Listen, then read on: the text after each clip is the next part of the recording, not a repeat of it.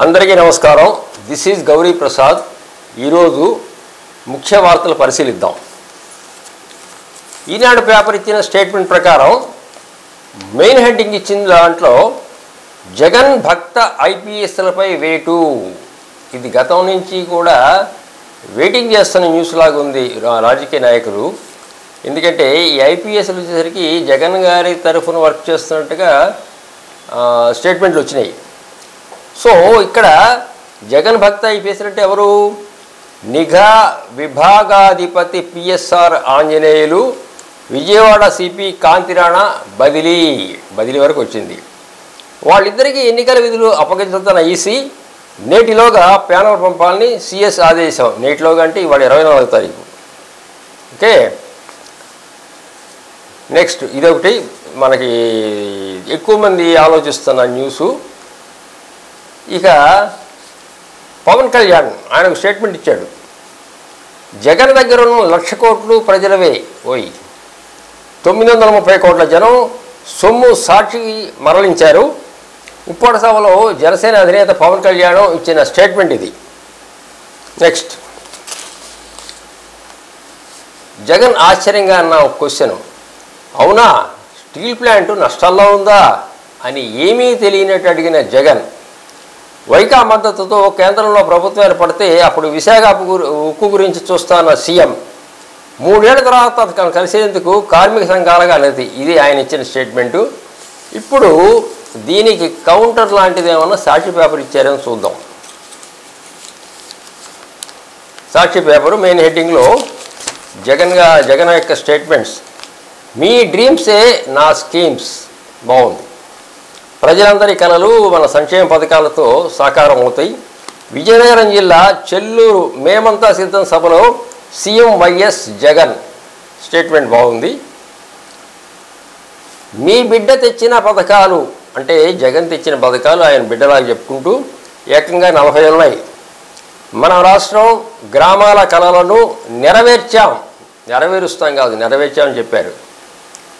ప్రతి ఊరిలో 7 వ్యవస్థలు తెచ్చి అవస్థలు తొలగించేశాం. జనానికి మంచి చేసిన మీ జగన్పై తోడేళ్లు దాడి చేస్తున్నాయి.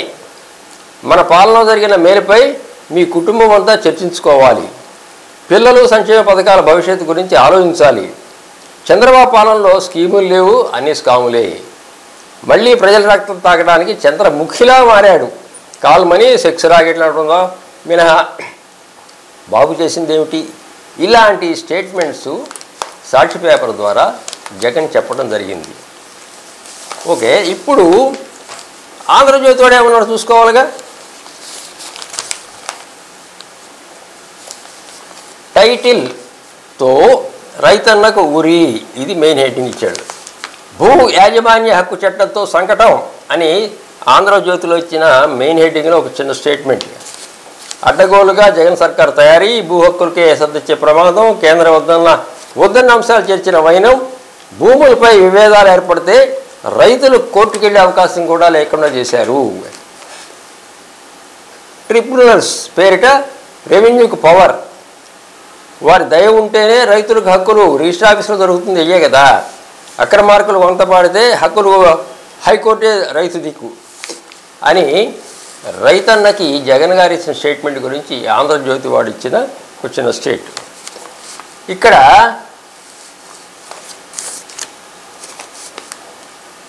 డ్వాక్రాలకు 10 లక్షలు వడ్డీ లేని రుణాలు ఇస్తామని చంద్రబాబు నాయుడు చెప్పడం జరిగింది.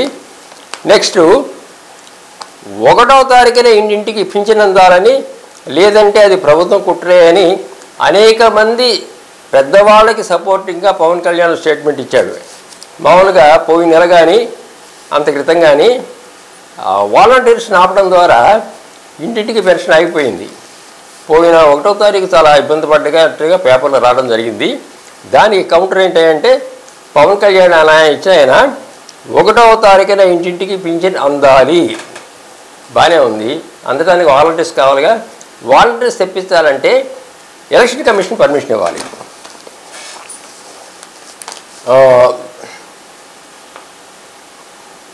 ఏమని చెప్పను చెల్లెమ్మ, కాదు ఏమని చెప్పాను చెల్లెమ్మ. వ్యాపారవేత్తగా తన ప్రస్థానంపై జగన్ మౌనం. యువతి ప్రశ్నకు దిక్కులు చూసిన ముఖ్యమంత్రి సజ్జల భార్గవ కల్పించుకొని సొంత సమాధానం చెప్పడం జరిగింది. ఎంటర్ప్రెన్యూర్గా జగన్ జీవితం ఇన్స్పైరింగ్ గట, ఇంటర్నెట్లో చూసి తెలుసుకోని సలహా. అంతా ఎన్డీఏనా? జగన్కి జై. ఉక్కు కార్మికులతో భేటీలో పరోక్షంగా అంగీకారం. ఇక దీనికి తగ్గట్టుగా ఇంకో స్టేట్మెంట్ ఏంటంటే ఆయన సొంత చెల్లెలు ఒక స్టేట్మెంట్ ఇచ్చారు కాంగ్రెస్ తరఫున. ఎందరి పుస్తెలు తెంచావు జగన్, మద్య నిషేధం అని చెప్పి మద్య వ్యాపారి అయ్యావు, జనానికి చివరికి చిన్న గుండు సునామీ గెలిచావు, పులి కడుపున పిల్లి పుట్టింది. జగన్పై ఎద్దేవా చేస్తూ ఆమె ఒక స్టేట్మెంట్ ఇచ్చారు. రాష్ట్రంలో దొంగల రాజ్యం, దోపిడీ రాజ్యం, తెనాలి కర్లపాలెం బహిరంగ సభల్లో షర్మిల ధ్వజం.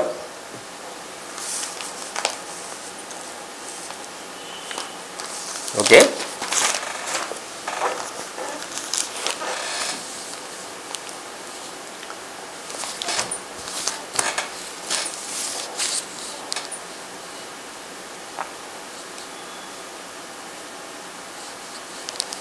సాక్షి పేపర్ ఇచ్చారు. ఇక్కడ డీల్ కుదిరింది, అక్కడ వేలు తెగింది. ఢిల్లీలో కోవూరు లక్ష్మి డ్రామా వెనుక టీడీపీ భారీ స్క్రిప్ట్. బూర్ల రామాంజనేయులు ఆనంద్ బాబుతో కలిసి టీడీపీలో పనిచేస్తున్న లక్ష్మి ఓటమి భయంతో ఆమెతో డ్రామా ఆడించిన నేతలు. చంద్రబాబు నేతృత్వంలో చీఫ్ ట్రిక్స్. 1994 నుంచి చీఫ్ ట్రిక్స్ గుంటనక వేషాలకు బాబు అలవాటే. ఎల్లో మీడియా, జాతీయ మీడియా దృష్టి కోసం ఈ నాటకం అంతా ఆడిచ్చారు అని సాక్షి పేపర్లో రాయడం జరిగింది. చంద్రబాబు, లోకేష్ ప్రకటించిన ఆస్తులు 1474 కోట్లని సాక్షి వారు చెప్తున్నారు. వారి కుటుంబానికి హైదరాబాద్, తమిళనాడులో ఎక్కువ ఆస్తులు ఉన్నాయట. అంతా బాబు జట్టే, పచ్చ కుట్రే. వివేక హత్య కేసును రాజకీయ లబ్ధికి వాడుకునే పన్నాగం. ఓకే, ఇవి ఈరోజు ముఖ్యమైన విషయాలు రాజకీయ పరంగా. సో ఇవి విని ఆలోచించి విశ్లేషణ చేసుకోండి. ఇంతటితో సమాప్తం. నమస్తే.